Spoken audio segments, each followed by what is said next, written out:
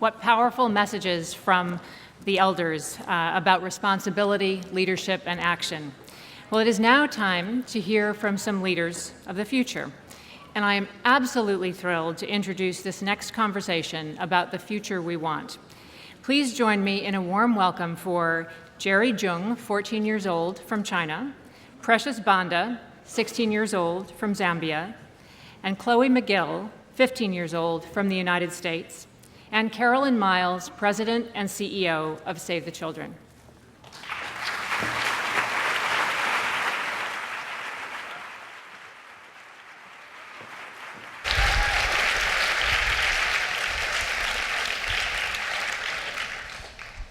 So we just heard from the elders, and now we're going to hear from the youngers.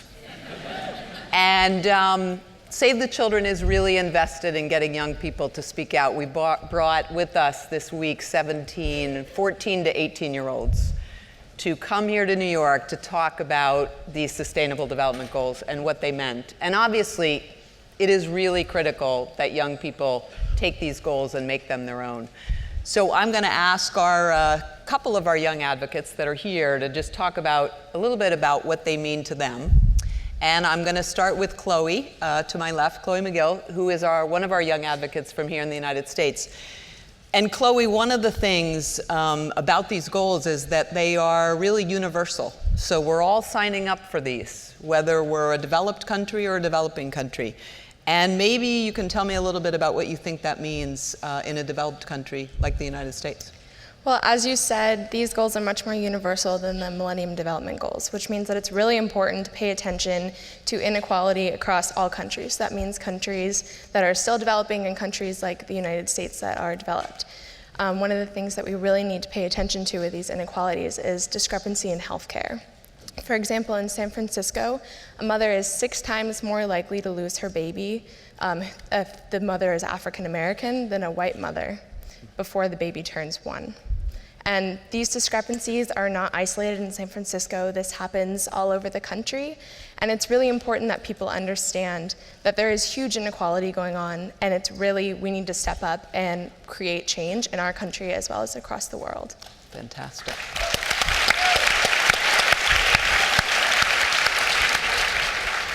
Come closer. I feel like you guys are way over there. So now I would like Precious to talk a little bit about the reality of Zambia. So obviously, yes, developed countries need to take these goals up, but developing countries need to take leadership as well. And we need to make sure that civil society in developing countries really understand the goals and commit to them. And Precious, you're part of that civil society in Zambia. So what do these goals mean in Zambia? 2 of the most important goals in Zambia are education and health. Because when one is educated and has got good health, they are going to contribute to the development of the country. I am from a rural district of Zambia called Lufuanyama, and it's the 2nd largest district in Zambia. But it's sad to say that we only have 2 secondary schools, which means that us children have to cover long distances for us to attend schools. And also the schools there are very expensive, such that most parents fail to pay for their children. As a result, us children resort to substance abuse, others become sexually active, and other parents, fearing that their children are going to get children out of wedlock, they marry them off, which is not good. We all know that child or early marriages bring about complicated deliveries, that's why the mortality rate keeps on increasing. And also, we only have one and the government should make sure that they build more schools, especially in rural areas like where I'm coming from, to make sure that all the children attend school. And also, they should help pay part of the school fees so that it's affordable for everyone. And they should also make sure that sponsorship is available, because nowadays we find that sponsorship is only given to the leaders only. The leaders are very corrupt. They only give sponsorship to the people, to their relatives only. I don't even know how I'm going to get into university because I don't have any relative up there. And also, the hospitals, we only have one hospital and it's not very well equipped. The same as don't even have any hospital. We have to travel to other districts for us to just get health care. So the government should make sure that all the hospitals are well equipped and should monitor and also should get help from other countries if they don't have enough.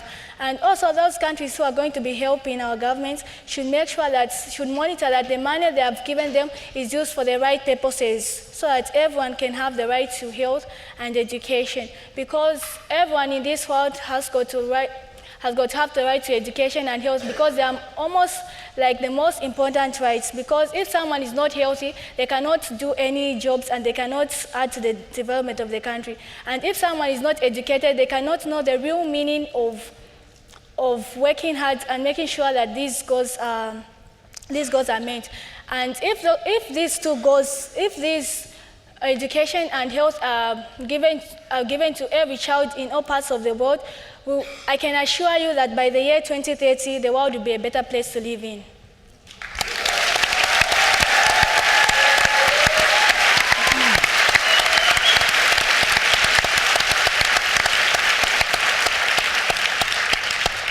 So watch out, government of Zambia.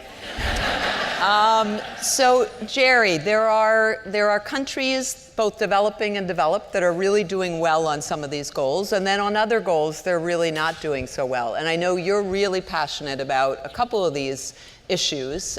So why don't you tell us a little bit about that from your perspective from China?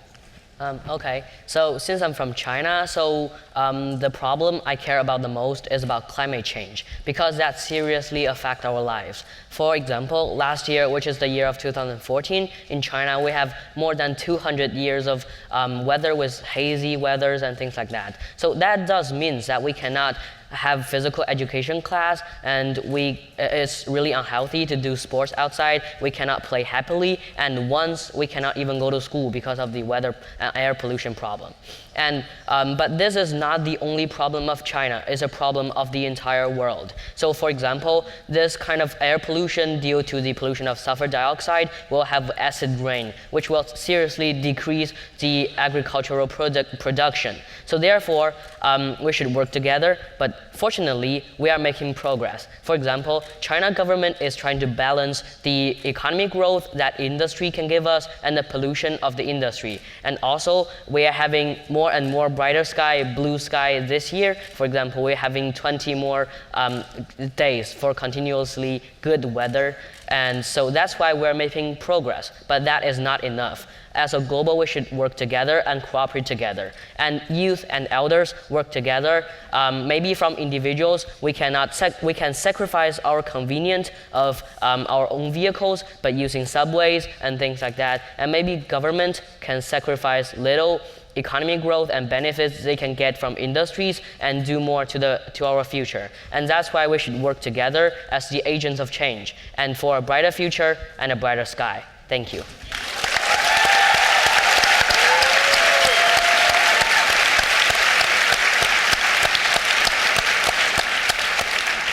So if you guys have any doubts that young people can figure out these complicated issues and be able to communicate them, I think we've probably dispelled that doubt here. So we only have a little bit of time left, but I'm going to ask each of you to give a sentence to tell people, both watching here in New York, but also all around the world, what do you want them to remember about the Sustainable Development Goals and your ownership of those goals as young people? Chloe. Don't underestimate the impact of helping one person. Great. Precious. Everyone in all parts of the world has the right to enjoy all the rights and privileges because we are all humans.